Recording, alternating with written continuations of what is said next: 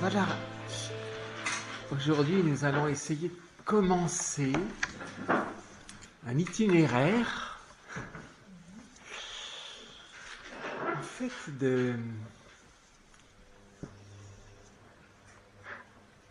Comment on pourrait dire ça?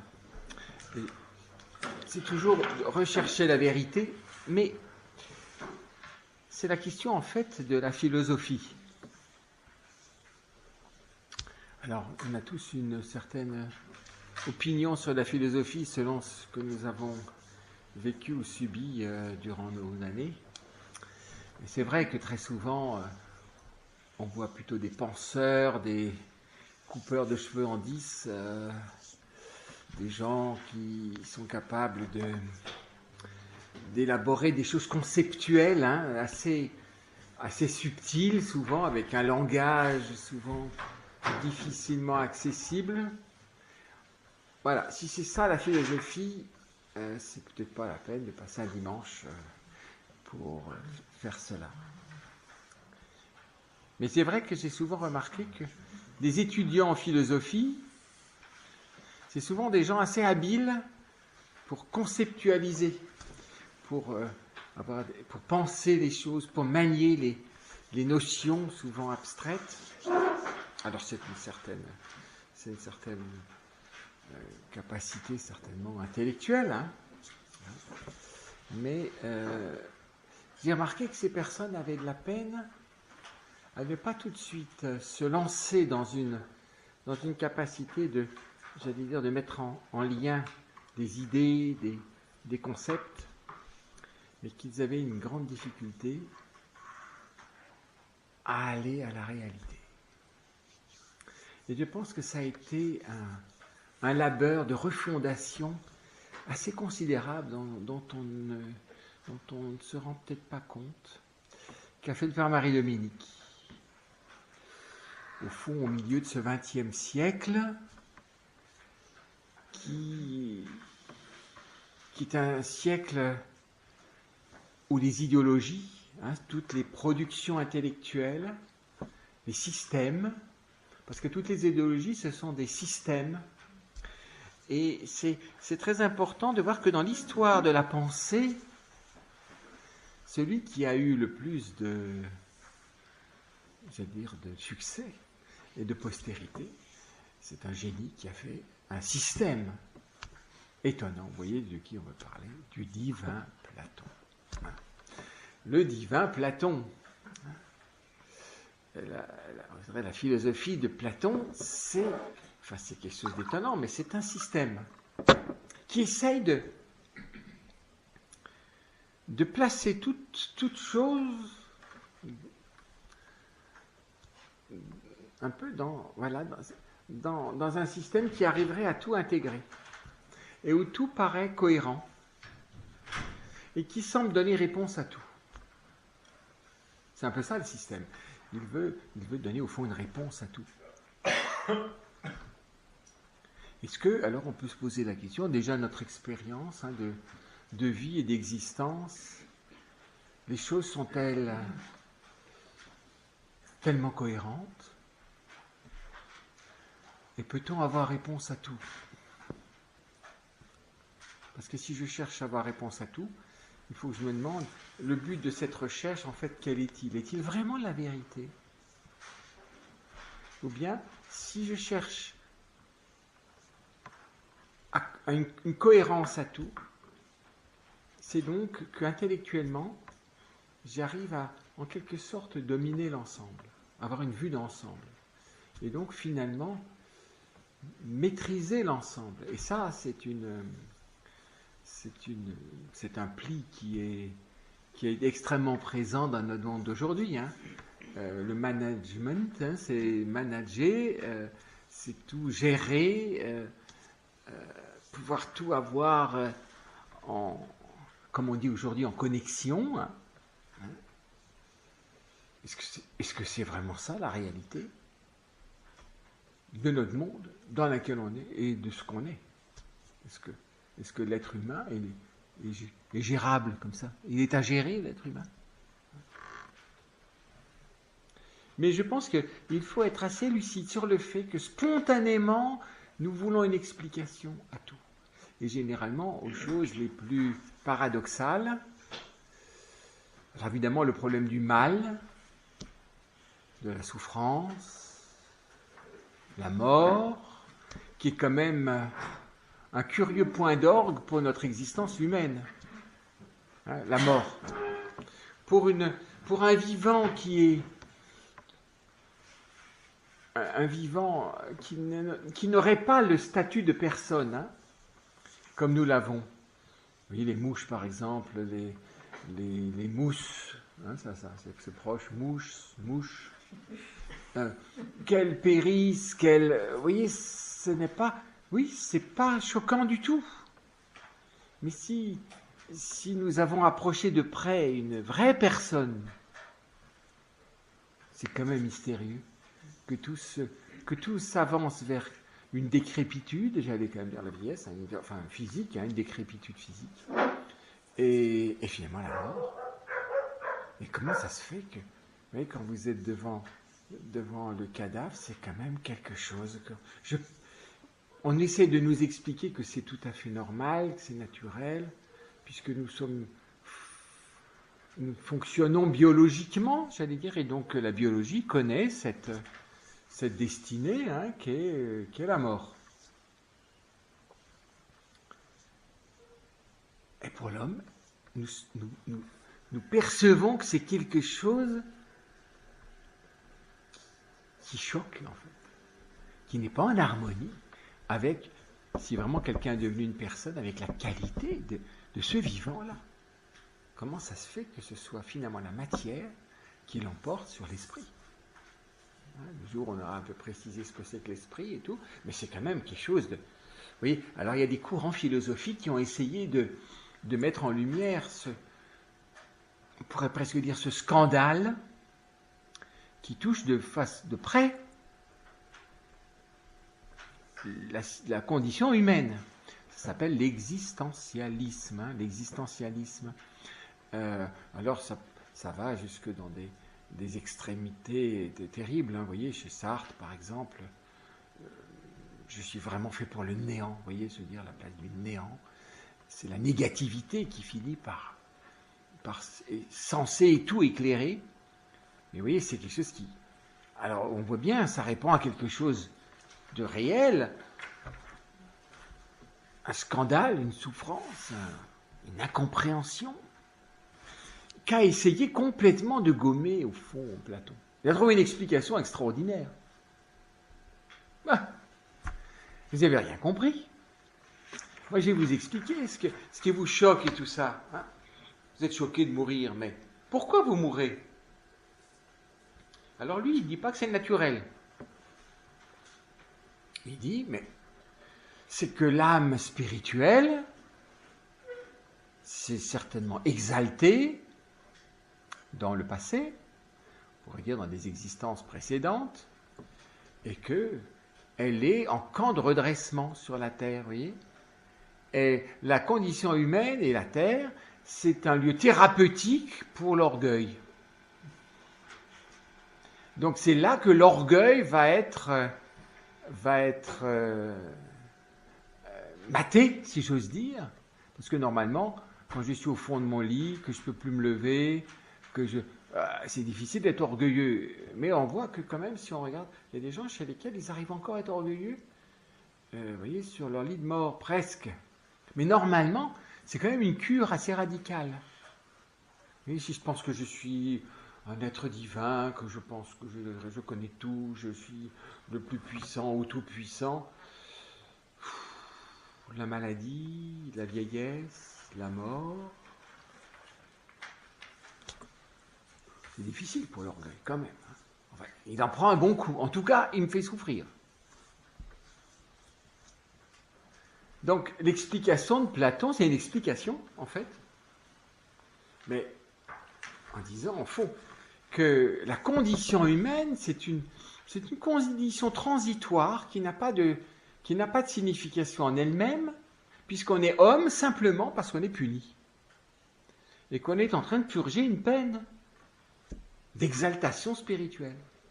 Alors, oui, Platon, c'est très spirituel. Et il comprend tout par une espèce d'exaltation spirituelle. Et alors la matière, vous voyez à quoi elle sert? Elle sert à plomber l'orgueil spirituel de la créature. C'est comme si on vous met une corde au cou, vous voyez, ou du plomb sous les semelles. Voilà, tu veux courir, tu veux te prendre pour un dieu, tu as un an, tu vas voir. Vous voyez que la condition humaine ne peut pas être regardée pour elle-même, là, dans ce système-là. L'homme, hein, alors, Sartre dira l'homme est une passion inutile. Une passion inutile.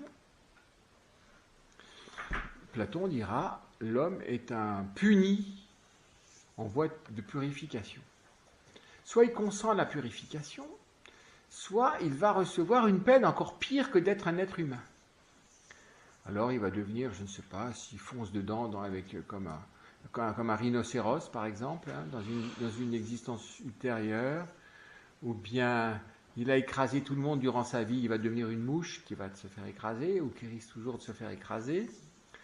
Donc, une condition encore vitale qui va répondre au fond aux défauts qu'il faut mater, hein, qu'il faut purifier. Mais, vous voyez, aucune des réalités naturelles, au sens fort, n'a de raison en elle-même, n'est bonne pour elle-même, vous voyez. Et pourquoi, vous voyez, la force de l'explication. Et chez Platon, on voit l'explication par rapport au mal et à la condition d'un être spirituel qui est une condition humiliée. Il voit l'homme comme un être spirituel humilié. Et pourquoi est-il humilié? Cette condition humiliante pour cet être spirituel, c'est donc qu'il a besoin d'être humilié. Et pourquoi a-t-il besoin d'être humilié? Parce qu'il s'est exalté.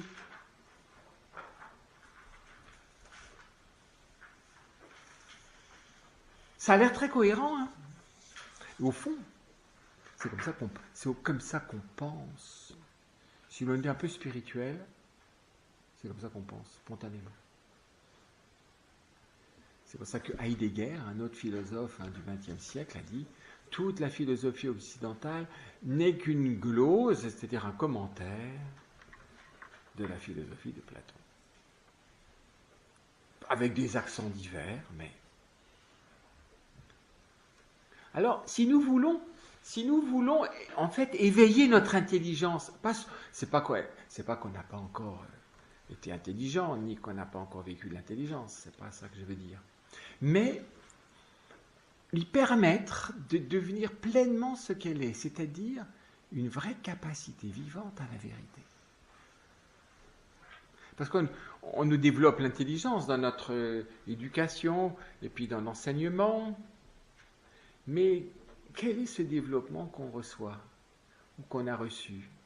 Et par exemple à l'école, qu'est-ce qu'on développe à l'école? Alors je ne la connais plus trop, l'école actuelle, ce que j'en aperçois me semble un peu inquiétant, mais enfin bon. Mais en fond, qu'est-ce qui se développe? Est-ce que c'est vraiment la vérité? Ou bien c'est, dans le meilleur des cas, acquérir une culture, hein, d'être initié à ce que nos prédécesseurs ont pu penser, chercher, creuser, enfin voilà. Mais qu'est-ce qu'on fait de tout ça? Et dans quelle finalité? Dans certains pays, la dernière classe du lycée s'appelle les humanités. Hein, donc une espèce d'humanisme, hein, avoir un peu fait le tour de toute la culture, d'être... je ne sais pas, enfin tu pourrais peut-être dire ce que ça signifie exactement en Belgique, les humanités. Voilà. Ou la maturité, on appelle... Alors, en Suisse, ça s'appelle la maturité. Non, la maturité, c'est à la fin des primaires. Ah non, c'est pas comme ça. Enfin, chez nous, c'est comme ça. L'examen de maturité. C'est en primaire, tandis que là, c'est leur bac en Suisse. Et les humanités, ça se termine par les 3 dernières années. La première des 3 dernières années, c'est plutôt l'étude de la syntaxe. La deuxième des 3 dernières années, c'est l'étude de la poésie. Et la dernière, ça fait la rhétorique. L'étude de la rhétorique. Ah oui. Oui, donc c'est encore vu. Voilà, Ils sont sanctionnés par le diplôme d'humanité. Mais c'est curieux parce qu'il n'y a pas beaucoup des sciences là-dedans. Ah non, c'est surtout la formule classique. Oui. Donc on voit que... C'est très bon d'étudier la syntaxe, la fleur de poésie et l'argumentation. Il faut de la syntaxe pour que ce soit à peu près logique et que ça fasse joli. Sinon la rhéto, ça ne marche pas. Oui. Mais vous voyez là, en fait, il y a de la philosophie, non? Très très peu. Ah oui. En rhéto, très peu. Il y a plutôt d'études de texte pour la rhéto, pas pour la pensée. Normalement, c'est les études supérieures qui initient la philosophie. C'est ce qu'on dans le cycle anglo-saxon, le collège. Le collège, ce sont 2 années de l'enseignement supérieur destinées un peu à la culture générale, non? Enfin, un peu de la... Oui, un peu de travailler ça. Et après, on commence des études plus ciblées, on dirait, plus spécialisées. Hein. Mais qu'est-ce qui est développé, en fait, dans l'intelligence? Et au fond, qu'est-ce que c'est que l'intelligence? Et pourquoi l'avons-nous? Qu'est-ce que c'est que cette réalité de l'intelligence? Et qu'est-ce que c'est que chercher la vérité? La vérité, elle a beaucoup d'aspects. Quel est l'aspect le plus vital? Celui dont la personne a vitalement besoin, hein, comme une plante a besoin de lumière, ou même un animal. Hein. Il n'y a pas de vie sans lumière. Alors c'est dire, de quelle lumière l'être humain a-t-il besoin? Alors ce qui est à la fois beau mais inquiétant et redoutable, c'est que, oui, si je regarde rapidement théologiquement, si je regarde les anges, ils sont illuminés par des anges plus nobles, hein, plus précieux, et au fond, l'intelligence angélique, elle reçoit une illumination par une créature supérieure qui fait qu'au fond, elle est illuminée de l'intérieur. Vous voyez, il n'y a pas de travail pour l'ange. Hein, il est illuminé par l'ange qui doit l'enseigner. Et puis chacun, c'est une cascade d'illumination descendante où chaque ange illumine un ange inférieur. Parce que l'intelligence angélique n'étant pas liée au corps, vous voyez, n'est pas liée à un monde et une réalité comme nous, qui va être, j'allais dire, normalement la source à laquelle on va puiser la lumière. La lumière lui est donnée de l'intérieur. Il n'a pas de travail au sens fort par rapport à cette lumière. L'être humain, c'est un hybride mystérieux. C'est pour ça d'ailleurs que Platon a un jugement de valeur négatif sur cet hybride, en disant la matière est tellement à l'opposé de l'esprit que d'avoir un attelage aussi disparate, unir l'esprit et la matière, c'est comme mettre, je ne sais pas, d'un côté une gazelle et une tortue de l'autre côté, vous voyez. Si j'attache une gazelle et une tortue, enfin à un char, qu'est-ce qu'il va faire? Il va vraiment tourner en rond. Parce que la gazelle tourne, elle file, et puis la tortue, elle va tout doucement, et donc c'est un cercle parfait, mais on tourne en rond. Ça ne... À moins de mettre un différentiel. Voilà. Mais sinon, comment peut-on? Parce que nous, quand nous cherchons la vérité, si nous sommes croyants, il y a l'arrière-fond de Dieu qui me parle et qui se révèle à moi. Quand vous parlez à quelqu'un et que Dieu veut se révéler, lui, en nous parlant, qu'est-ce qu'il a besoin? De quel vis-à-vis a-t-il besoin? S'il parle pour se révéler lui-même.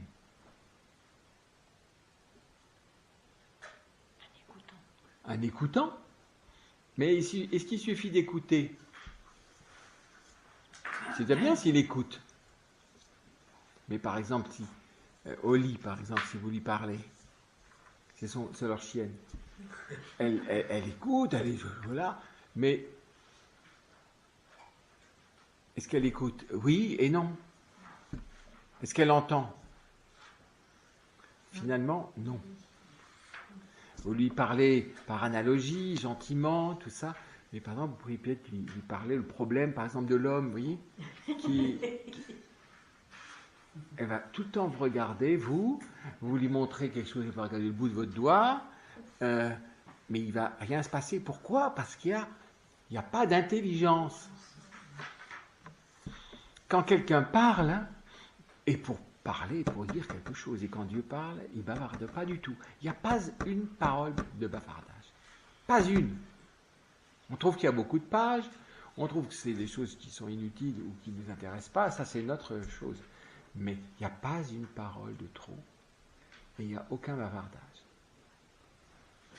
C'est le lieu qui, en quelque sorte, est en attente de quoi? D'une intelligence. Quand vous parlez avec quelqu'un, on va dire, qui n'est pas intelligent, il n'y a personne de pas intelligent, mais on peut devenir pas intelligent. C'est-à-dire en ne développant pas son intelligence ou faisant que l'intelligence se développe de travers. Alors le résultat, c'est qu'on n'est pas intelligent. Mais ce n'est pas qu'on n'a pas d'intelligence. Jésus va dire ça aux disciples d'Emmaüs, par exemple. Hommes sans intelligence. Ils étaient intelligents, ces gens-là. Mais pourtant, il leur dit, hommes sans intelligence. Qu'est-ce qu'il leur reproche?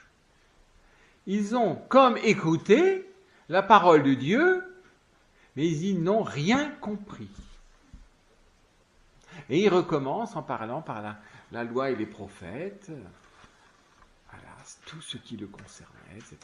Ça veut dire que cette parole est tombée dans le vide, enfin, quand il n'y a pas eu d'intelligence qui l'a reçue.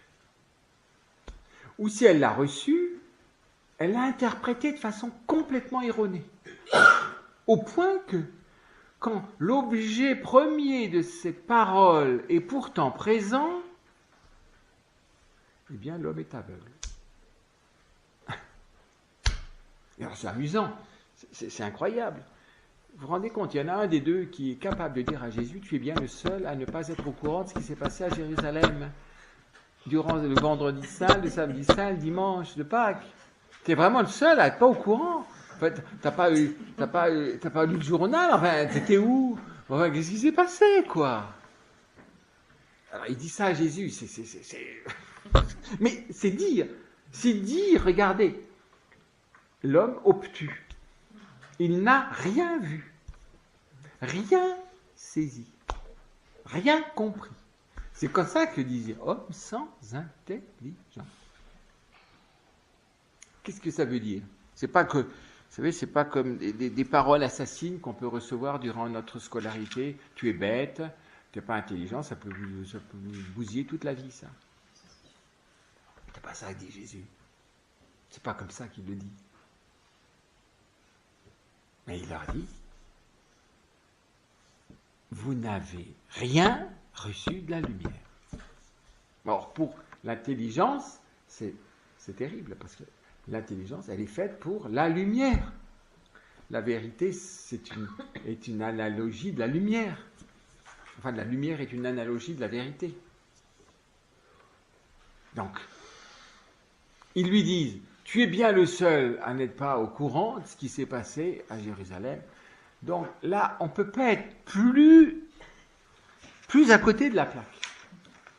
Ça fait même rire, enfin, mais c'est sérieux hein, quand ils le disent. Et ils sont dans une déception terrible. Et en plus, cet homme ressource incroyable qui était Jésus, ils l'ont tué. Ils nous ont même enlevé un homme ressource, alors qu'on avait des Romains sur le dos. Un homme qui était capable de faire plein de choses et tout, ils l'ont tué, ces imbéciles. Donc toute une stratégie non mais c'est une catastrophe. D'où l'extrême déception. L'extrême déception des disciples d'Emmaüs. ils marchent lourdement comme on parle d'un désastre, et puis irréversible, voilà. Bon, voilà ce qu'ils ont fait en plus, et puis voilà.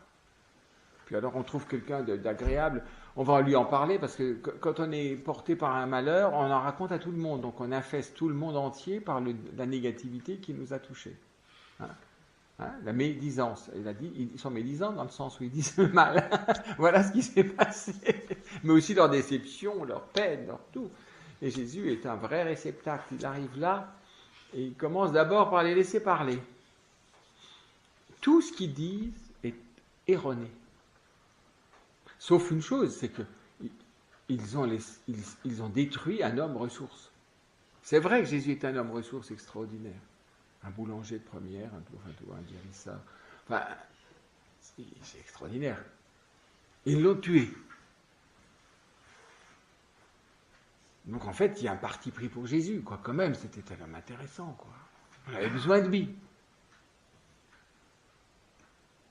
Mais pourtant, il le voit de façon intéressante, et il est pourtant là, et il ne le voit pas. Donc, ça veut dire, on est dans les ténèbres. On ne voit pas. La vision aussi est une analogie de l'intelligence. C'est le sens le plus en rapport avec l'intelligence. C'est dire que quand Dieu parle, quand il nous parle, et pour nous, croyants, c'est un appel particulier à ne pas laisser l'intelligence se développer n'importe comment. Si Dieu nous parle, c'est qu'il parle à une intelligence. C'est l'intelligence qui reçoit la parole dans la personne. C'est l'intelligence. Normalement. Et souvent, quand on parle à quelqu'un, c'est pas que l'intelligence qui reçoit. C'est tout un magma qui entoure l'intelligence et qui fait que, et finalement, c'est énormément l'imaginaire lié à l'affectivité qui est plus ou moins positive ou plus ou moins souvent négative, qui fait que tout est tout de suite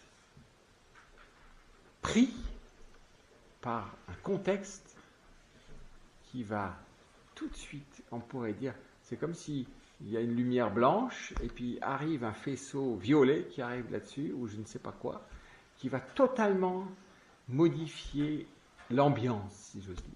Hein. Vous voyez, on joue là-dessus avec le théâtre ou des choses comme ça, vous savez, les éclairages qui changent comme ça. Entre un éclairage lugubre et un éclairage suivant tout lumineux, c'est pourtant la même fond de scène, mais ça change totalement. Eh bien, ce qui entoure notre intelligence, tout ce qui est de l'ordre sensible, qui entoure notre intelligence, peut complètement changer le contexte dans lequel l'intelligence entend, reçoit ou ne reçoit pas. Et ça peut tout changer. Le cas des disciples d'Emmaüs, qui sont des disciples, hein, c'est des disciples, c'est des gens qui ont suivi Jésus, qui ont écouté Jésus. Donc directement, la parole plus vivante que ça, c'est impossible. Ils ont vraiment entendu Jésus. Ils n'ont pas dû lire la Bible, un livre de la Bible, ce qui est déjà plus difficile parce que c'est plus abstrait. Il ne faut jamais oublier que j'écoute Dieu me parler quand je lis la Bible. C'est une écoute. Normalement, la lecture est une écoute pour la Bible, pas pour Sartre. Bien que si je lis Sartre, il vaut mieux écouter les tourments de Sartre que de prendre ce qu'il écrit pour parole d'évangile, mais ça me fait entrer dans des tourments et dans des nœuds que l'intelligence non seulement ne défait pas, mais en quelque sorte elle tire bien sur les trucs pour que le nœud soit bien serré et qu'on n'arrive pas à l'ouvrir. Hein, elle noue le drame, si j'ose dire, ou l'absurdité. Parce que l'existentialisme, quand vraiment il tourne en autre boudin, hein, si j'ose dire, il est dans l'absurde. L'absurde devient la plus grande lumière. N'oublie pas que c'est absurde.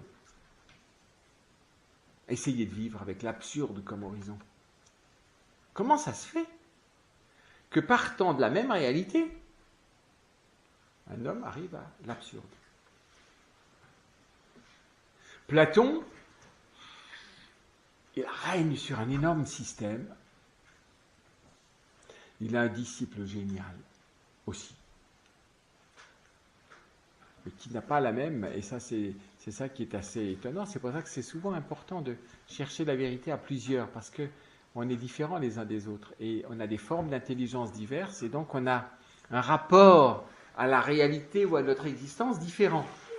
Il peut y avoir quelqu'un qui a un rapport très angoissé à son existence, il y en a qui peuvent avoir des rapports tout à fait illuminés à leur existence, d'autres qui sont... Enfin, vous voyez, donc ce qui fait que le jeune Aristote, il écoute avec admiration certainement ce maître génial, mais il a une aptitude certainement à être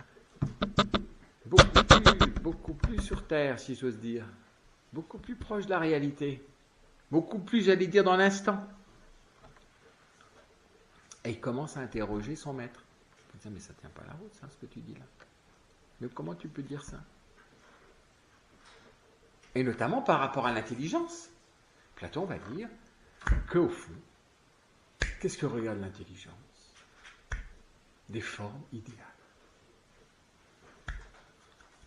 Et au fond, l'intelligence puise pas du tout à cette réalité que nous voyons, parce qu'elle est physique, elle est marquée par la matière, elle est obscure, elle est complexe, elle est difficile à déchiffrer. Ah non, mais il y a des formes idéales qui, au fond, éclairent mon intelligence. En fait, ça ressemble un peu à de la connaissance angélique. Et ce que je cogite, ce que je pense, je vais le plaquer sur le réel. Ce qu'on fait souvent, d'ailleurs.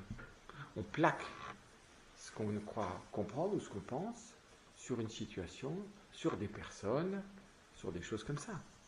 On pense quelque chose et on reçoit l'autre dans la lumière de ce qu'on pense de l'autre. Mais c'est terrible ça, parce que ce que vous pensez, quel est le rapport entre ce que je pense et la personne de l'autre? Et souvent, vous pouvez très bien sentir, alors vous sentez souvent qu'on ne vous accueille pas pour ce que vous êtes. On pourrait dire qu'il y a une précompréhension.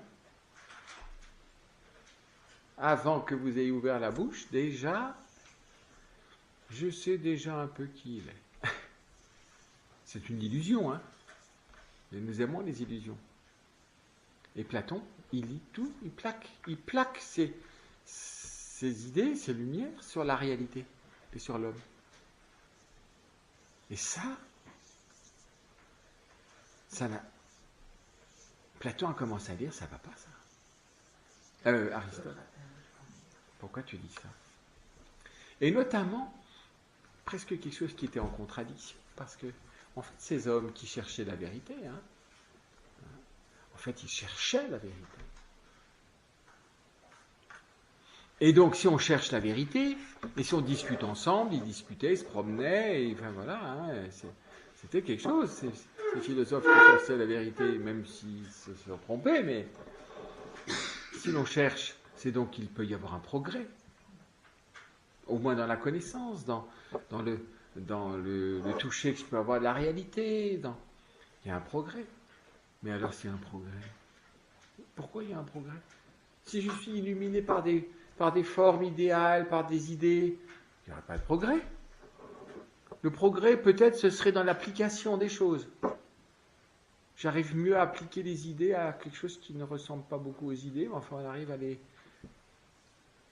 Mais y a-t-il un vrai progrès de l'intelligence, de la connaissance et tout ça? Or, visiblement, tous cherchaient, et avec un certain progrès.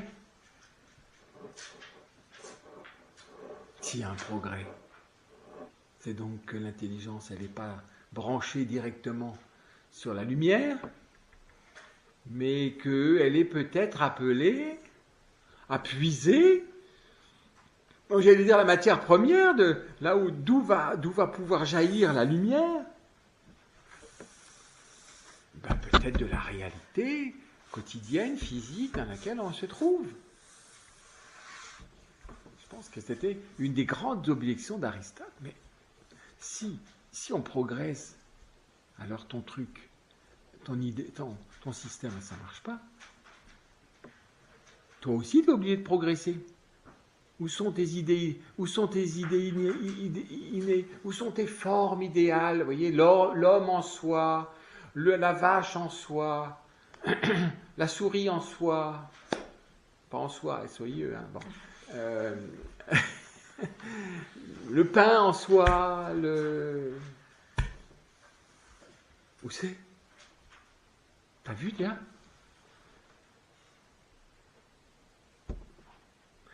Ce que nous vivons ensemble est en contradiction avec ce que tu dis. Nous sommes en train de chercher.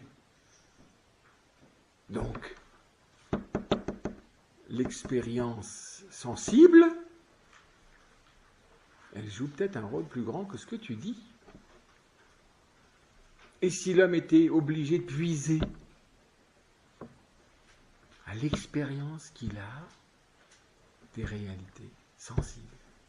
Parce que tout est sensible. Vous voyez, tout passe par la sensibilité. Même la réalité spirituelle que nous sommes une réalité spirituelle, comme une personne humaine, mais pourtant, ça passe d'abord par une expérience sensible. Nous nous voyons à travers une expérience sensible à cause du corps. Hein, c'est par le corps que je connais une personne. S'il n'y avait pas de corps, je ne la verrais pas. C'est par le corps que j'ai l'expérience de la personne humaine. Pourtant, c'est une réalité spirituelle.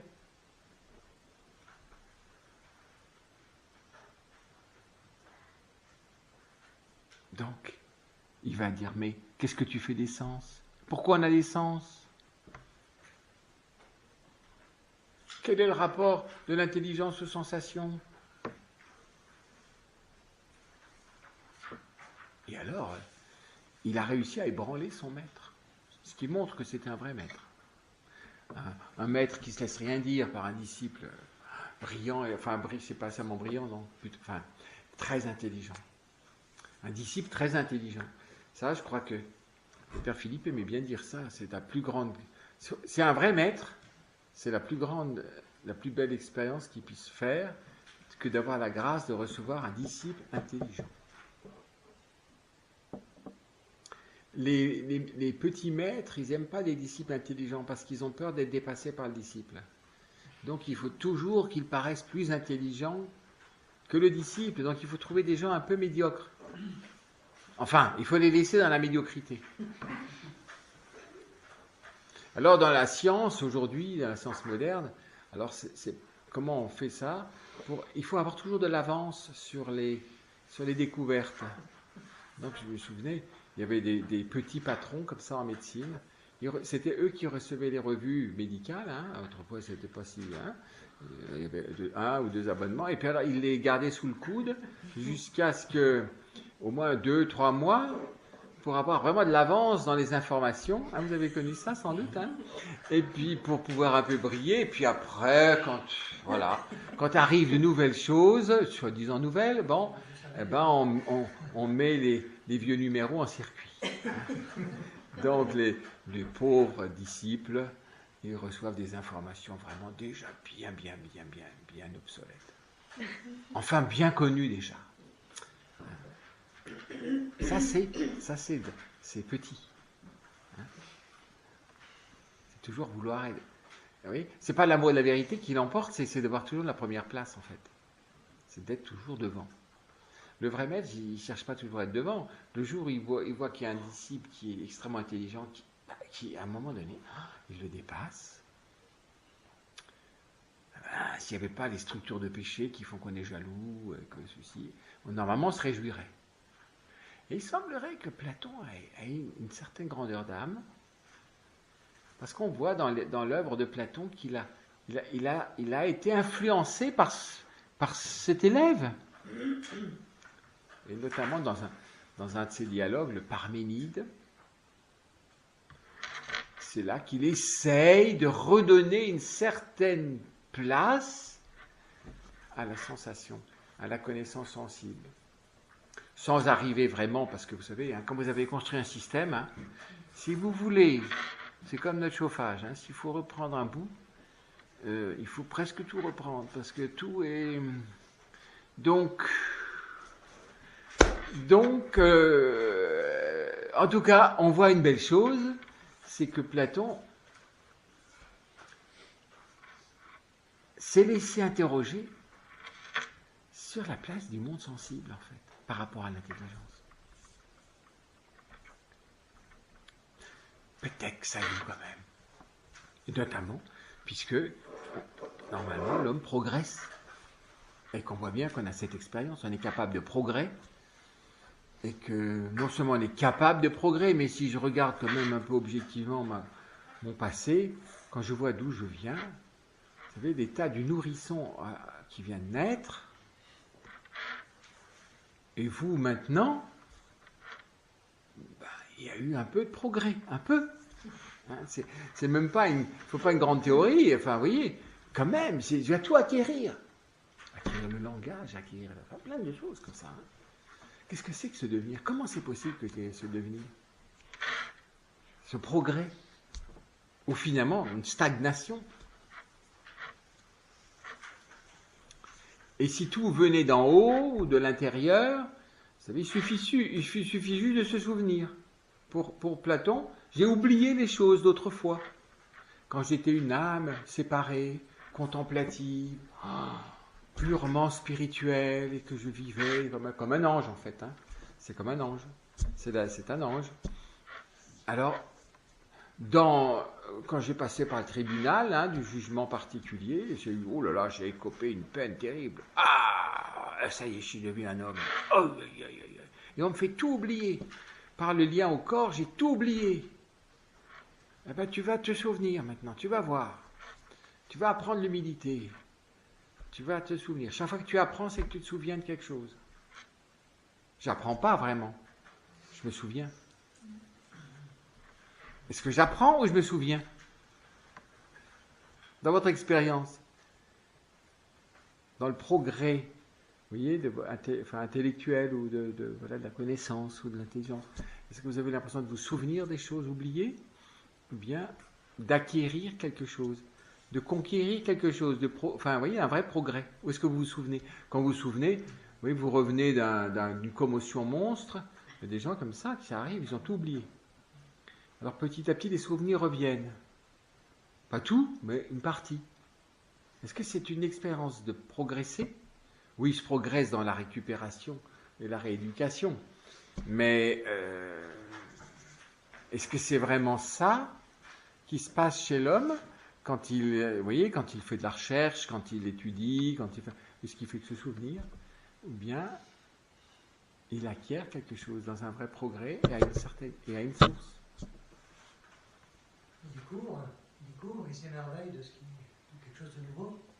Ah, sinon, il n'y a rien de neuf. Oui. Oui. Me ressouvenir, c'est pas vraiment découvrir. Donc, en fait, je peux rien découvrir. Je peux juste, voilà, et d'une façon un peu boiteuse, parce que c'est toujours à travers la condition humaine. Mais bon, petit à petit, on me redonne ce que j'avais quand j'étais un pur esprit, sous un mode un peu dégradé. Voilà. C'est ça que tu peux... C'est l'eau de consolation de la terre, si tu es un bon gars, et que peut-être c'est fini la punition, et alors la mort est vue comme une grande libération. Au point qu'il y a un jeu de mots, soma, sema, en grec. Corps, soma, tombeau, sema. Le corps est le tombeau de l'âme. Donc vous voyez, on essaie de sortir de ce tombeau. Et alors quand je me souviens des choses, alors il y a un peu de cette lumière d'autrefois là qui vient. Mais en fait c'est terrible, je devrais être illuminé tout le temps. On me redonne de nouveau, j'ai fait un peu ma peine, je fais tout ça, donc on me redonne, puisque j'accepte d'être dans le camp de rééducation, on me redonne en contrepartie un peu de lumière que j'ai perdue, puisque la punition de l'orgueil, c'est d'être plongé dans l'ignorance. La pire des choses pour Platon, c'est l'ignorance. Il n'y a pas de péché pour Platon, c'est de l'ignorance. Vous voyez, Et nous, regardez, mais vous savez, hein, ce système est latent chez nous. On dit, ah ben j'ai pas péché, je savais pas. C'est vrai que tu ne savais pas? On me l'a pas dit. Plein de justifications qui fait qu'au fond, oh non, je suis pas responsable. Non, non. Je n'étais pas informé. L'ignorance. Elle joue, elle existe, l'ignorance, mais c'est autre chose, le péché. Vous voyez, et la liberté de l'homme, c'est pas seulement de l'ignorance. Donc en fait, ce disciple intelligent a poussé le maître à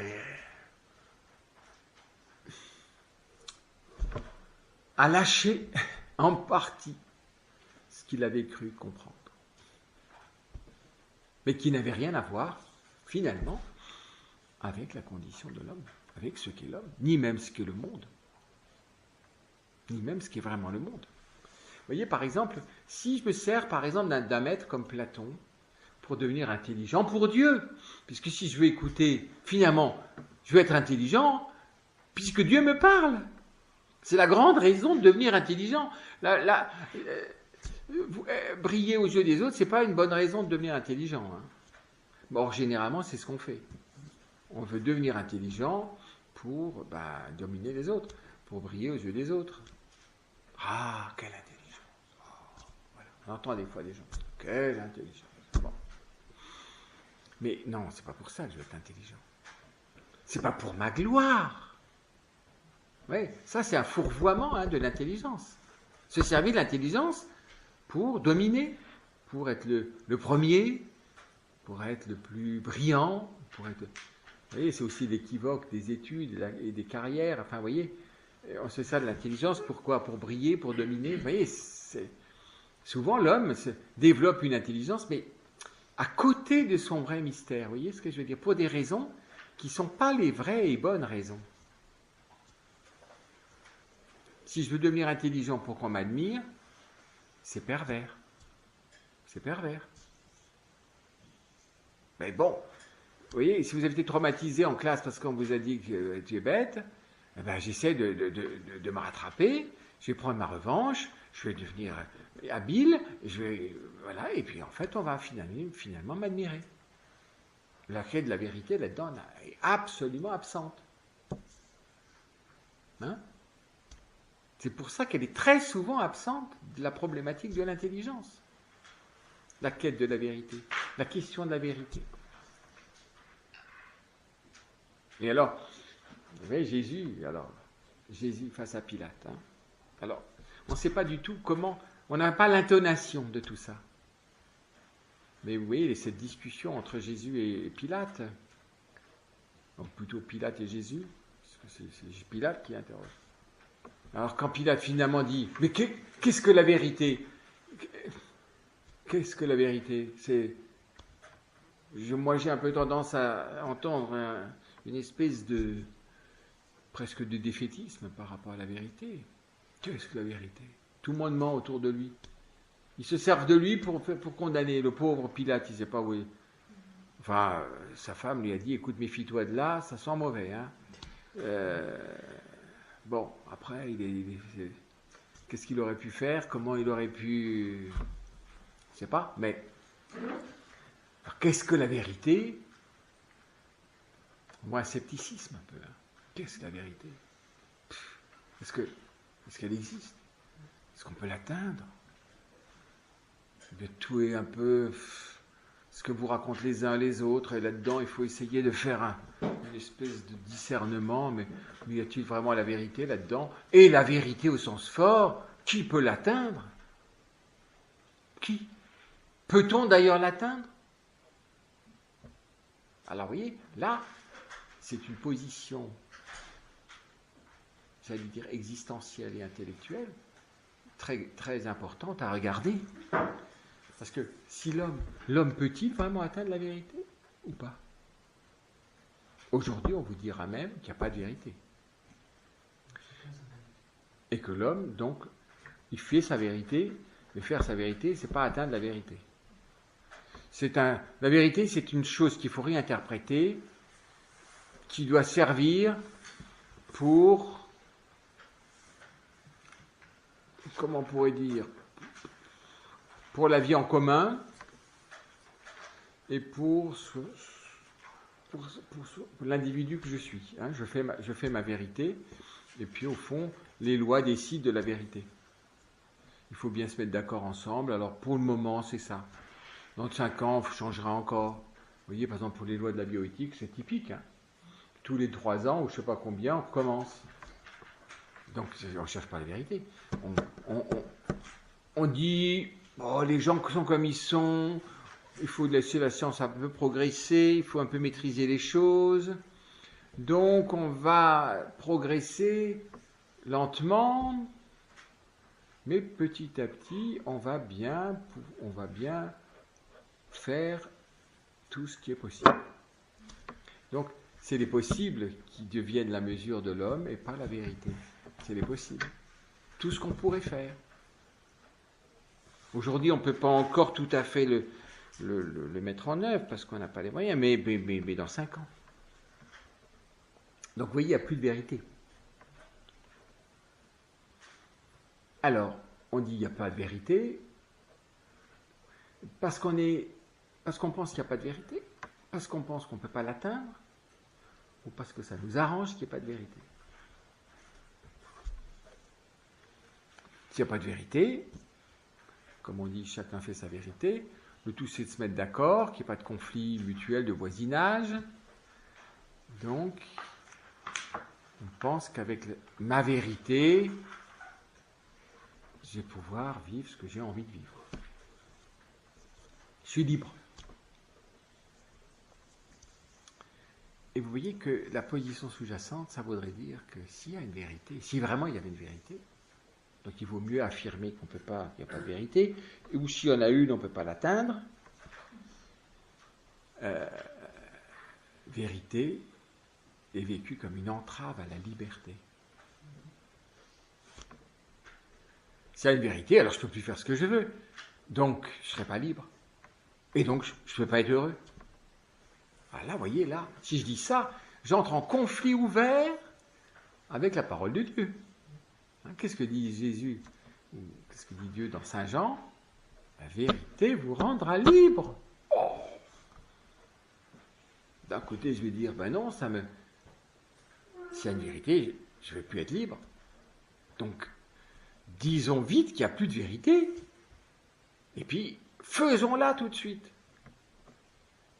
Donc, vous voyez, on devient schizophrène. Parce qu'au nom des lois que je fais, j'affirme que c'est ça qui est vrai, mais parce qu'au fond, il n'y a pas de vérité. Profondément, il n'y a pas de vérité, mais j'édicte la vérité à travers la loi, pour un temps donné. Mais s'il n'y a pas de vérité, pourquoi la loi serait la vérité? Tout le temps. Vous voyez pas, si je dis qu'il n'y a pas de vérité, mais que j'édicte une loi, et pour moi, la loi, c'est la vérité de l'agir. Aujourd'hui, les gens vivent selon la loi. Et pourquoi la loi serait la vérité puisqu'il n'y a pas de vérité? Donc vous voyez, d'un côté, tu dois obéir à la loi, c'est ça qui est vrai aujourd'hui dans notre société, et en même temps, je dis il n'y a pas de vérité. Constamment, l'homme est dans une contradiction interne avec lui-même. Constamment. Et c'est épuisant. Et c'est pour ça qu'on ne sait pas où est le mensonge, où est la bonne foi, qu'est-ce qui est vrai dans ce qu'on vous dit, qu'est-ce qui est vrai aujourd'hui, comme on va dire, aujourd'hui, par exemple, on va restreindre, mettons, qu'est-ce qu'on pourrait dire, la PMA à 2 femmes, par exemple. Pas 2 hommes. Avec la GPA derrière, c'est pas vrai, mais bon, pour le moment, on est là. Après, on verra. Ils avaient dit qu'ils ont fait la PMA, on ne fera pas le GPA. Ouais. Maintenant, ils sont en train de d'organiser la GPA. Mais c'est ça. Mais vous voyez pourquoi? C'est pour ça que je te décris ça, parce qu'il n'y a pas de surprise. C'est une position intellectuelle, vous voyez, qui fait qu'au fond, par derrière, je ne veux pas de vérité, je veux quelque chose qui m'arrange. Et l'intelligence sert à donner des lumières qui sont pragmatiques, qui visent à gérer les possibilités actuelles, financières, psychologiques ou je ne sais pas quoi, d'un groupe humain. Ça joue le rôle de vérité pour moi, puisque si je n'obéis pas à la loi, on va me condamner. Or, pourtant, on dit qu'il n'y a pas de vérité, donc pourquoi on me condamnerait?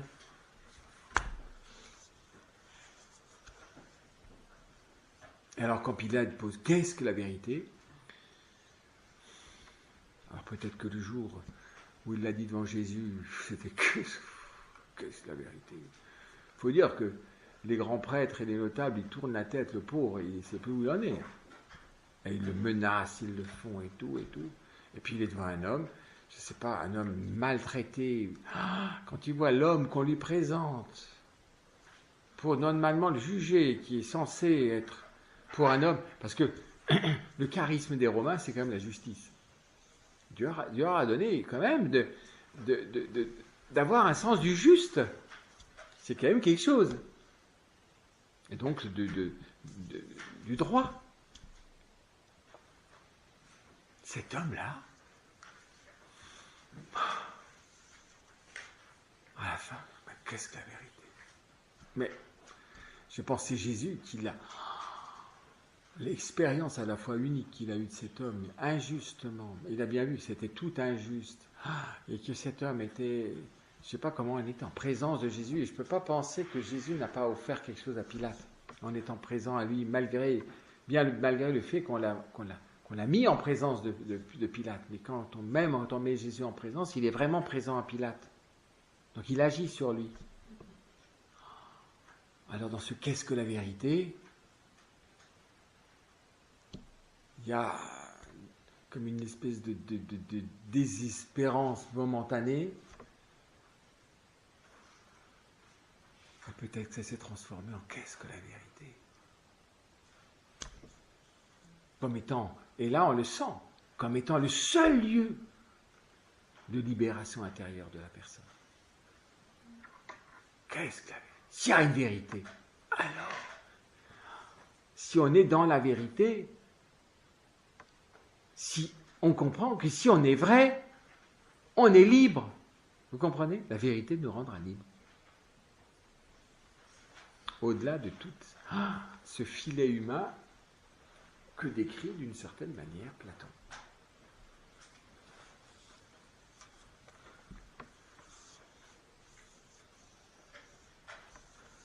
Et donc, si je veux devenir intelligent pour Dieu, alors je vais entendre les premières paroles de Dieu. Les premières paroles, elles sont où? Ce n'est pas les livres le plus anciens écrits de la Bible, certainement pas, mais du côté de la révélation, ce sont les premières paroles.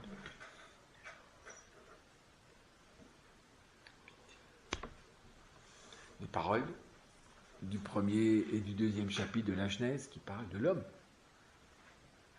Et à travers ce récit exprimé sous un mode symbolique, magistral, étonnant, qu'est-ce que me donne la révélation sur le mystère humain?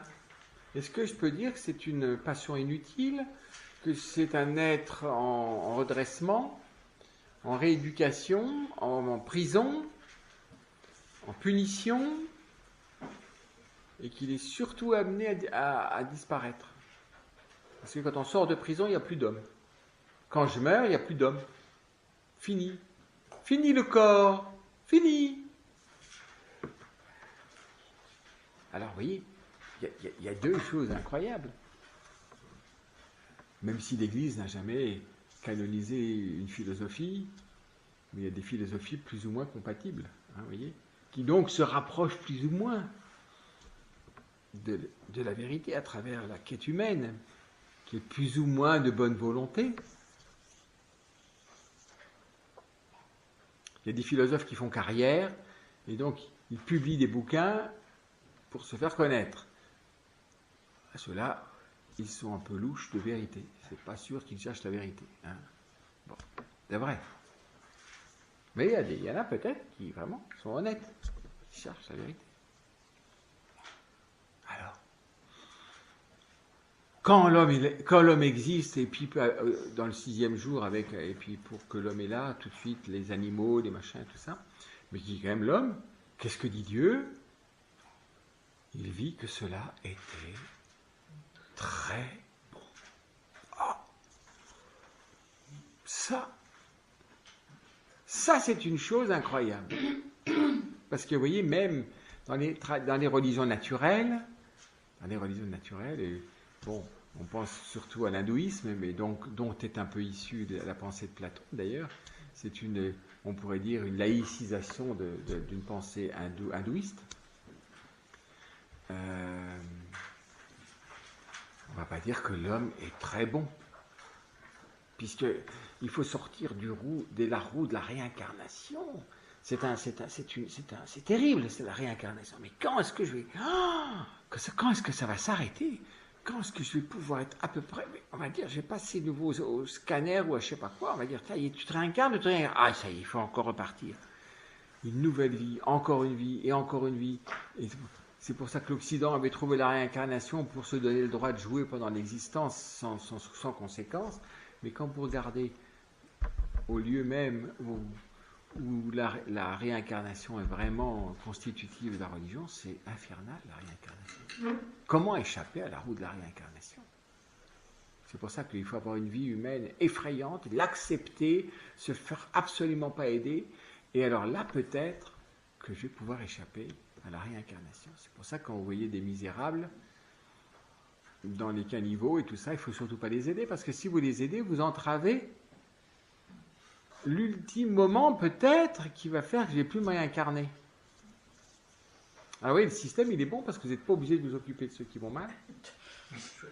Vous les laissez parce que vous les aidez à vivre leur dernière étape de bon, moi je suis encore pas, oui, je suis encore avec mon frigo et tout. Bon, je suis sûr que j'aimerais incarner avec le frigo. Je suis sûr que j'aimerais. Et le congélateur. Alors là, je suis sûr d'avoir. Oh là là là là là là, des millénaires de réincarnation.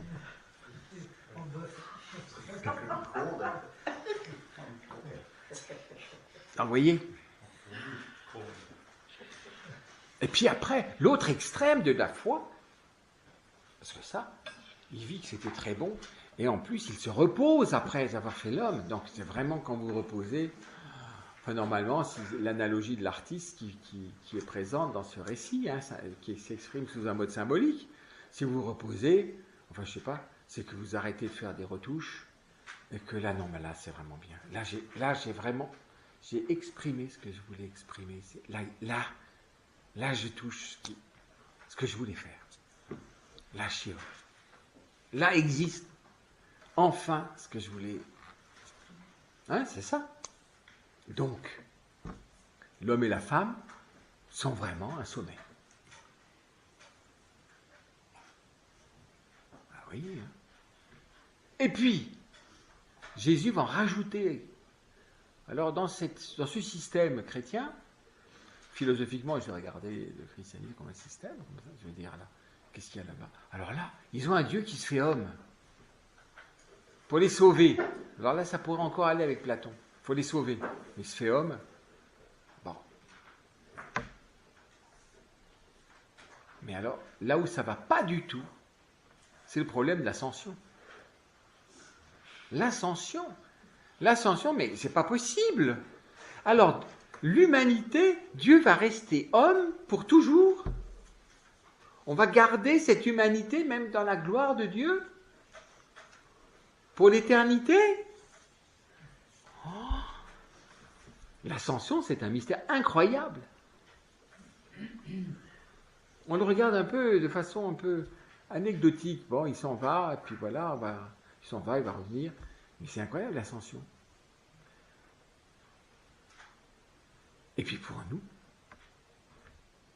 quelque chose d'analogue, la promesse de la résurrection de mon corps,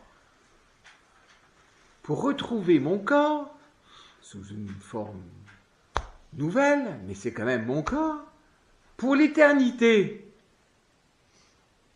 Alors là, vous voyez, l'homme ne peut pas être un truc transitoire qui vise à faire autre chose que l'homme.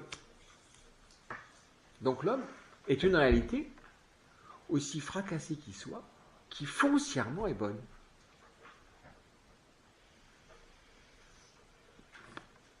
Il n'en est pas l'évidence. Alors là où j'ai une admiration pour Aristote sans borne, et je crois que ça devrait beaucoup nous éclairer. Parce que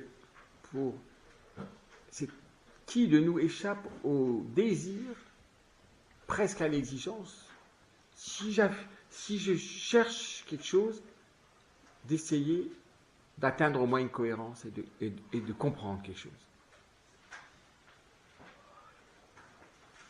L'expérience pragmatique de l'homme et l'existentialisme montrent que l'existence de l'homme, du fait même de sa condition incarnée, est source de plein de difficultés.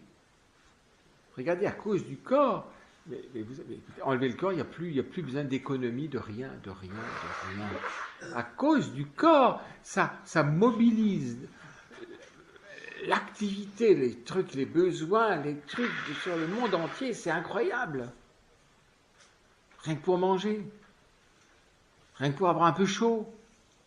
Vous vous rendez compte, pour se déplacer, ce qu'on est obligé d'inventer. Je dis souvent, les anges doivent pouffer de rire. En tout cas, le diable, il a mal au côté tellement il se moque de nous. Quand il est sur des petites cages en fer avec des trucs, avec des pneus qui roulent pour se déplacer, mais c'est idiot. Et alors après, il a même réussi à voler. Mais vous avez vu ce truc-là? Ils se mettent là-dedans, de temps en temps, ça tombe, ça leur montre bien. Et puis même de marcher, écoutez. Puis vous avez vu comme il marche? Ça va lentement. Il croit faire des trucs. Et puis il croit sauter. 1 mètre, je ne sais pas combien, 2 mètres. Puis c'est fini.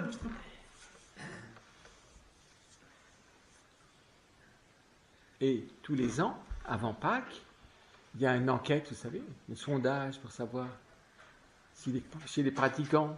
Alors, les pratiquants, je ne sais pas si ça change. C'est au moins 1 fois par an.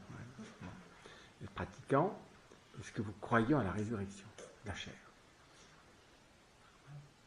Bien, parmi les pratiquants, on est, je crois, vraiment sous 20% maintenant.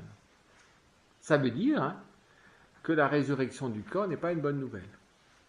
Ça m'est égal. Ça veut dire que je ne suis pas dans ma condition humaine. Il y a un problème avec moi-même, l'homme que je suis. Parce que normalement, ça devrait être une bonne nouvelle, non? La mort étant un déchirement interne, c'est une implosion de la personne. Pourquoi la promesse de la résurrection du corps n'est-elle pas une bonne nouvelle? Parce que si c'est une bonne nouvelle, je pense que les chrétiens y tiendraient. On approcherait de 100%. On est à 16 ou 12, ou tous les ans ça diminue. Pratiquant. Donc, ça montre que notre subconscient par rapport à notre condition humaine, c'est pas heureux d'être homme. Qu'est-ce que j'attends de Dieu? C'est qu'il me libère de quelque chose qui m'est pénible. Et donc, regardez qu'on est proche de Platon. Et qu'on est loin de la vérité.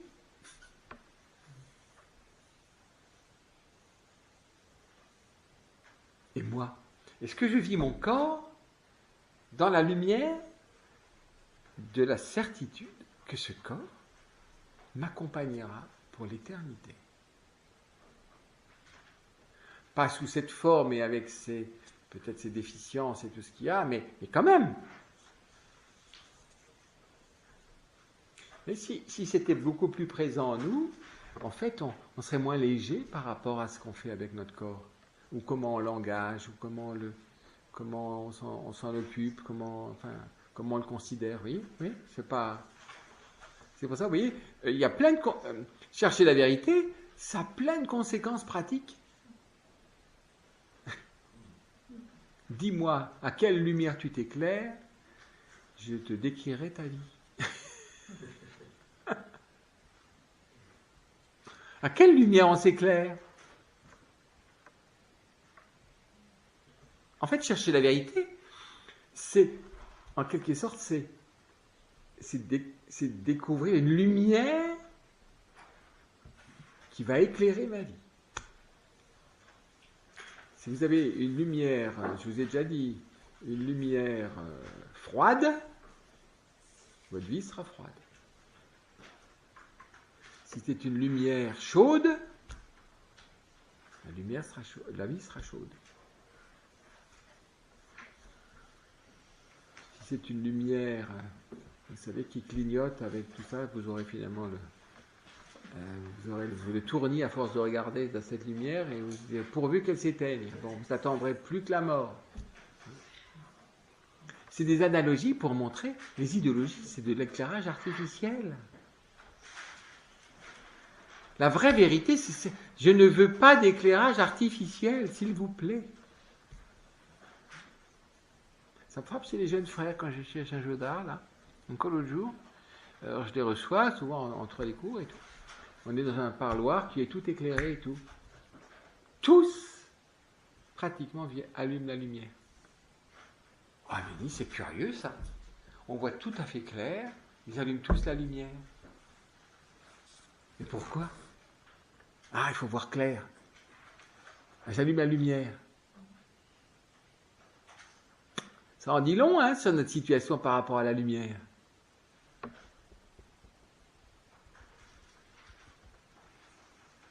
Et quand je leur dis pourquoi tu allumes la lumière, ils ne savent pas pourquoi. Tu vois pas clair ? Si, mais... Et alors ce qui est marrant, c'est comme si la lumière artificielle était rassurée. Moi j'avoue qu'elle me dérange. Quand il fait jour et de la lumière artificielle, je trouve ça horrible. Ça jure. La lumière artificielle jure avec la lumière naturelle. Mais je vois que c'est comme si c'était une présence rassurante, la lumière artificielle. Alors on va être comme Pilate, oui, mais à quelle lumière ? Vous n'êtes rien de naturel, c'est aussi difficile que l'agriculture biologique, il y a toujours des pesticides quelque part. C'est possible. Qu'est-ce que la lumière naturelle ? Hein ? Est-ce qu'on peut trouver quelque chose de vrai qui ne soit pas de la lumière artificielle ? Finalement, un sous-produit de la pensée humaine. Est-ce qu'on peut se passer de la pensée humaine ? Et vous voyez, aujourd'hui, on parle tout le temps de pensée unique. Les gens sont collés aux moyens de communication. Mais c'est la lumière artificielle. Tout le temps, on allume la lumière artificielle. C'est pas seulement être informé sur ce qui se passe, c'est une interprétation de ce qui se passe. C'est pas savoir les faits. C'est une pensée. C'est une lumière artificielle. Si vous cherchez la vérité à une source première, de première main, si j'ose dire, vous n'aurez pas de lumière artificielle. S'il est possible d'atteindre la vérité à partir d'une source qui ne soit pas seconde, il faut vous y aller. Encore 5 minutes. Mais voyez, c'est une image, mais parce que dans notre vie concrète, on est toujours en rapport finalement quand même à la lumière, et que notre comportement par rapport à la lumière est très symptomatique sur, au fond, le besoin de lumière qu'on a, mais quelle lumière ?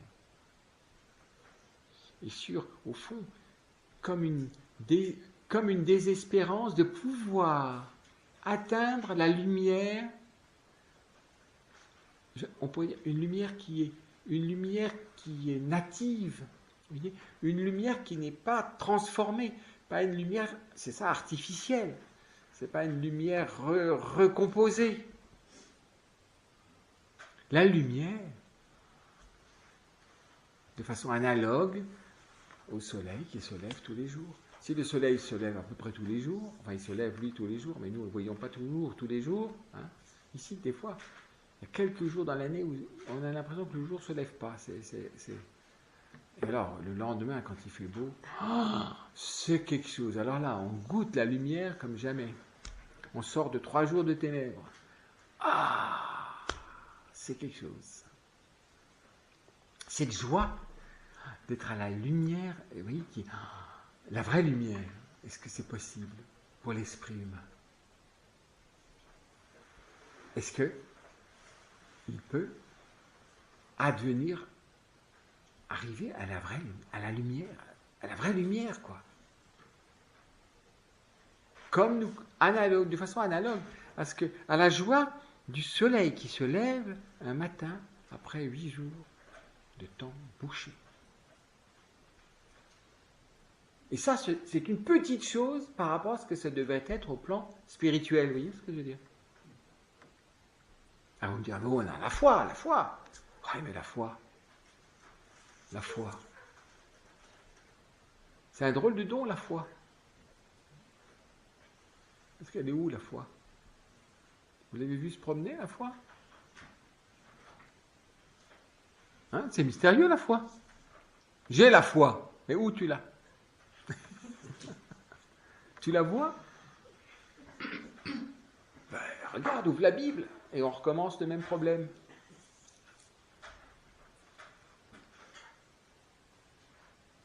Mais il te parle. Oui, mais on est comme l'eunuque, vous savez, éthiopien. Oui, mais comment tu comprends ce que tu lis? Non. Mais il est beau, il lit quand même, hein. L'eunuque éthiopien, là, quand Philippe arrive comme ça, il le voit. Mais si personne ne m'éclaire. Donc on a besoin, vous voyez, d'un travail d'éclairage. Et qui va m'éclairer? Qui veut m'éclairer? Il a eu de la chance de tomber sur le diacre Philippe, qui était de première production, vous voyez, un premier diacre. Oh là là, ça c'est encore pas c'est pas frelaté, c'est pas un diacre de service, vous savez. Voilà. C'est un diacre de tout frais, bien. Qui va m'éclairer? Il faudrait que peut-être au moins une personne devienne intelligente pour Dieu, non? Vous comprenez que si, parce que c'est curieux, parce que nous on va dire, oh oui, mais j'ai la lumière de la foi, je n'ai pas besoin de chercher la vérité, le catéchisme donne la vérité, l'Église me la donne, je suis d'accord ou pas, mais enfin au moins j'ai quelque chose. Il y a au moins quelque chose contre quoi je peux me battre. Ça vaut ce que ça vaut, mais c'est pas un vrai rapport à l'Église non plus. Non, elle n'est pas là pour favoriser la paresse. Et l'Esprit Saint encore moins. Donc on voit bien que si j'ai la connaissance, vous vous rendez compte que Dieu me parle et m'a parlé et a parlé aux hommes, et donc il me parle toujours. Mais il y a une urgence à devenir intelligent. C'est-à-dire à trouver le chemin qui va, comme une fleur, vous voyez, qui va s'ouvrir, parce qu'elle est là dans le bourgeon, la fleur, comme tout le monde a une intelligence, mais c'est comme une fleur qui doit s'ouvrir. Mon intelligence doit s'ouvrir, comme une fleur qui s'ouvre. Et c'est quoi une intelligence qui s'ouvre? C'est une intelligence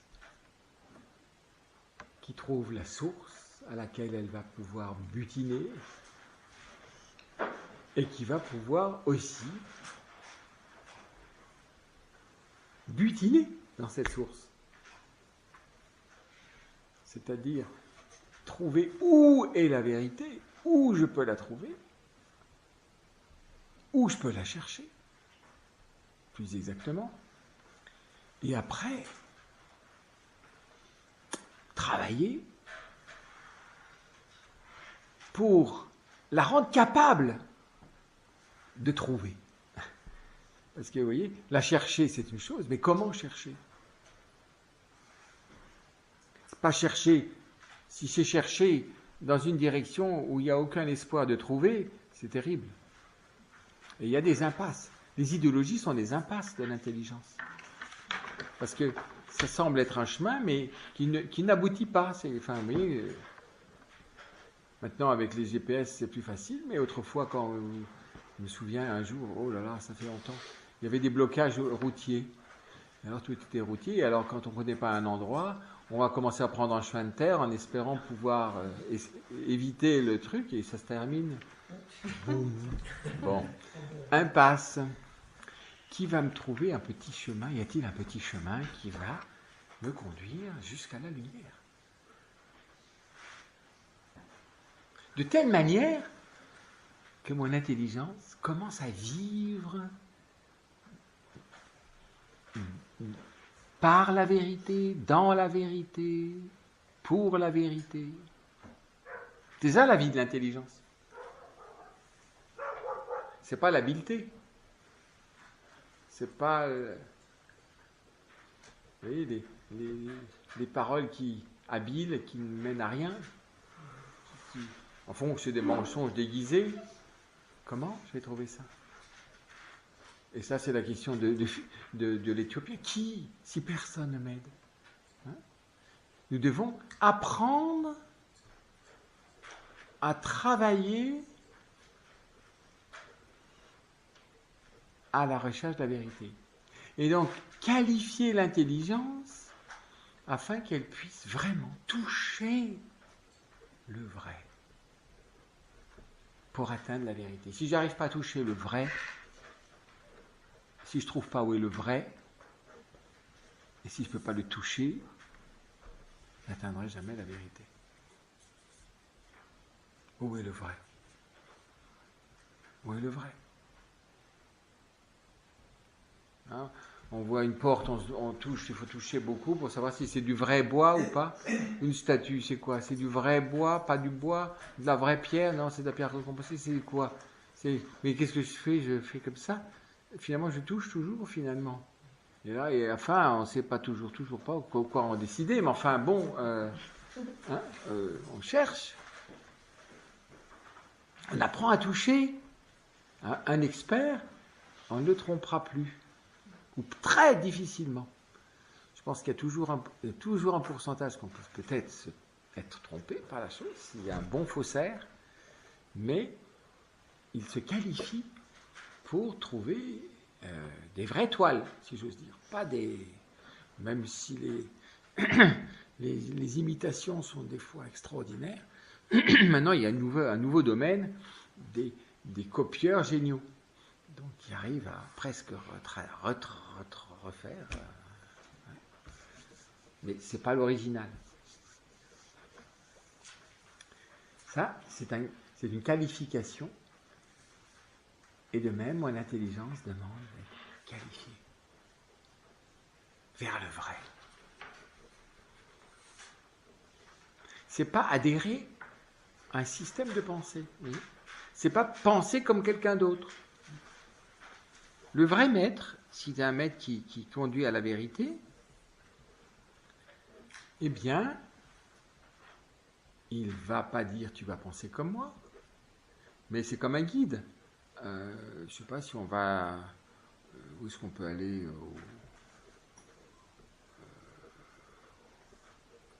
à la barre des écrins, par exemple. C'est dans le coin. Eh bien, je vais mettre mes pas dans ses pas. Alors, normalement, c'est pas lui qui va me hisser tout en haut. Hein. Si j'arrive pas à monter moi, il va dire, bon, bah, écoutez, vous allez refaire un peu d'entraînement, ou si vous avez trop de vertige, vous ne pouvez pas monter là-haut, on va redescendre. Enfin, voilà, vous payez quand même, hein, parce que j'ai passé le temps. J'avais pas... voilà. C'est pas parce que je suis quelqu'un que je ne mets pas en œuvre ma propre intelligence. Vous voyez ce que je veux dire? Peut-être que je ne pourrais pas le suivre jusqu'au bout, dans un premier temps, mais si j'y reviens, peut-être que je pourrais aller plus haut. Et peut-être qu'un jour, je pourrais atteindre le sommet. Vous voyez? Donc, je vais suivre le chemin tracé par quelqu'un, pas pour penser comme lui, mais pour fouler le sol à sa suite. Si vous suivez le guide pour monter à la barre des écrins, vous foulez, vos pieds vraiment foulent le sol. Et vous montez vraiment, et vos jarrets aussi le sentent bien, et vous montez, c'est vous qui montez. C'est vous qui montez en suivant le guide. De même, cette initiation à la recherche de la vérité, c'est vous qui allez chercher la vérité. Vous allez la chercher à la source de la vérité, à la suite du guide pour petit à petit pouvoir vous aussi atteindre le sommet, c'est-à-dire toucher quelque chose qui est premier, vous voyez, quelque chose qui a un aboutissement. Comme on atteint le sommet. C'est pas parce que vous suivez quelqu'un que vous êtes gouroutisé. Être gouroutisé, c'est vouloir me couler dans la pensée de quelqu'un et vivre de cette pensée. Et vous n'aurez rien touché vous-même.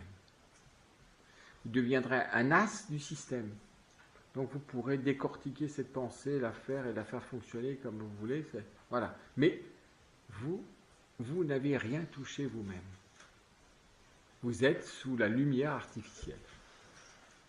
Si vous-même êtes monté et marché, alors c'est vous qui aurez vous-même découvert. Et ce que vous aurez touché, vous l'aurez touché. Et c'est comme ça qu'on devient intelligent. Gloire au Père, au Fils et au Saint-Esprit. Comme il était au commencement, maintenant et toujours, et dans les siècles des siècles.